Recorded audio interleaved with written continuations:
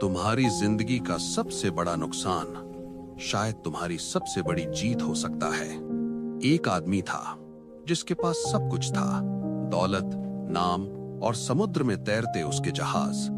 फिर एक रात समंदर ने सब कुछ छीन लिया और उसी रात एक अटूट इंसान का जन्म हुआ। उस आदमी का नाम था ज़ेनो। उसका जहाज भरा था पर्पल डाई से, इतना कीमती कि आज के करोड़ों के बराबर। लेकिन तूफान आया और सब कुछ खत्म। न दौलत बची, न पहचान।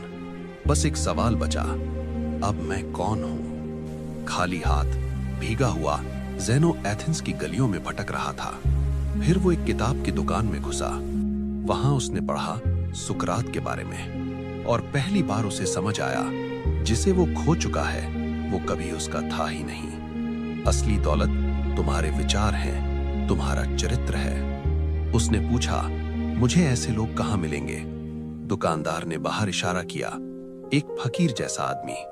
वो था क्रेट्स। ज़ेनो उसका शिष्य बन गया।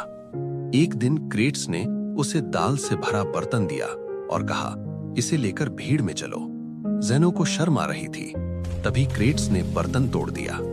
दाल उसके कपड़ों पर गिर गई। ज़ेनो भागने लगा। तब क्रेट्स चिल्लाए, क्यों भाग रहे हो? कुछ नहीं हुआ, बस तुम्हारा अहंकार टूटा है। और उसी पल ज़ेनो समझ गया, शर्म, डर ये बाहर नहीं होते, ये सिर्फ दिमाग में होते हैं। अगले 20 साल ज़ेनो ने खुद को फिर से बनाया।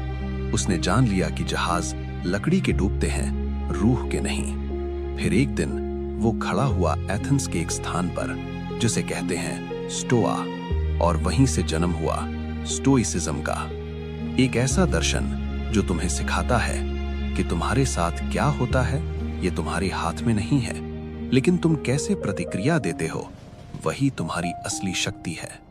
ज़ेनो ने कहा था, मेरी सबसे सफल यात्रा वही थी जिसमें मेरा जहाज डूब गया।